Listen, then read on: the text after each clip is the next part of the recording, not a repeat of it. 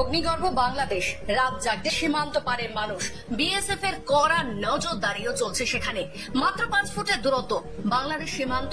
এই বুঝি ওপার বাংলা থেকে ঢুকে পড়লো। এই ভয়ে বিভীষিকা হয়ে রীতিমতো খাওয়া দাওয়া ভুলে গিয়ে রাত জাগছে কোথাডাঙ্গা দক্ষিণ পাড়ার বাসিন্দারা।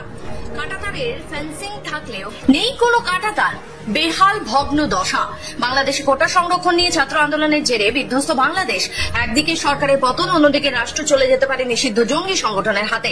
উত্তর 24 পরগনা জেলার বসিরহাট মহকুমার সীমান্ত 192 কিলোমিটার, তার মধ্যে স্থল ও জলপথ রয়েছে। নজরদারি থাকলেও ভারত বাংলাদেশ গোজাডাঙ্গা সীমান্তে দক্ষিণ পাড়ার বাসিন্দারা গভীর আতঙ্কে প্রহর গুনছেন। সীমান্তে 0 পয়েন্টে, তাই তীক্ষ্ণ নজর ওপার বাংলার দিকে। যে কোনো মুহূর্তে বাংলাদেশের দুষ্কৃতীরা বাংলাদেশ ছেড়ে গা ঢাকা দিতে পারে এই গ্রামে। কেন্দ্রীয় স্বরাষ্ট্র দপ্তর থেকে ভারত বাংলাদেশ সীমানা বরাবর কাঁটাতারের ব্যবস্থা করা হয়েছিল দুদেশের সুরক্ষা নিয়ে, কিন্তু রাজ্য সরকারের জমি জটের কারণে বেশ কিছু জায়গায় কাঁটাতারের বেড়া দেওয়া সম্ভব হয়নি। কিন্তু যেসব জায়গায় কাঁটাতারের বেড়া দেওয়া রয়েছে সেটাও অতি জঘন্য। লোহা স্ট্রাকচার থাকলেও নেই তার গায়ে কোনো তারের বিন্দু মাত্র। বাংলাদেশের সাতক্ষীরা জেলার লক্ষ্মীদারি সীমান্ত, এই প্রান্ত থেকে ওই প্রান্ত পায়ে হেঁটে পৌঁছতে সময় লাগে 5 মিনিট। আর সেখানেই দেশবাসীর সুরক্ষা নিয়ে প্রশ্ন চিহ্ন দেখা দিল। এলাকাবাসীরা জানাচ্ছেন, একটা সময় তারের কাঁটা খুবই মজবুত ছিল, আমরা নিশ্চিন্তে বসবাস করছিলাম। বেশ কয়েক বছর হলো সংরক্ষণের অভাবে তারের কাঁটা ধীরে ধীরে ঝরে পড়ছে।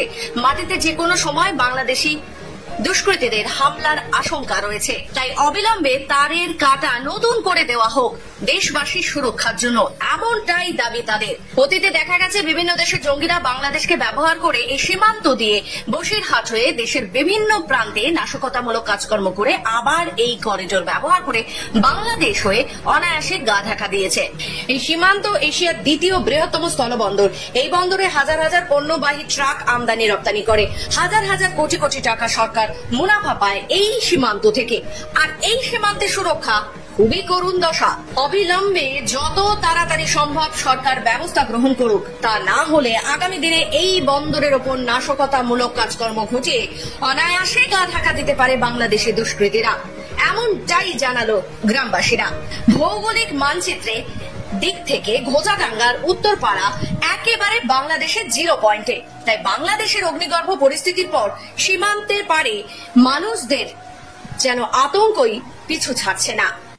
থাকলে একটু আমাদের ভালো হয়। এই জায়গায় এখন তো ফাঁকা, সবসময় লোকজন কখন কিভাবে আসছে যাচ্ছে আমরা দেখলে আমাদের ভয়ভূত হয়। রাত্রি বউ বাচ্চা নিয়ে থাকতে হয়, এই জন্য আমরা আতঙ্কের ভিতরে আছি। এর তার কাটা দিলে আমাদের একটু ভালো হয়।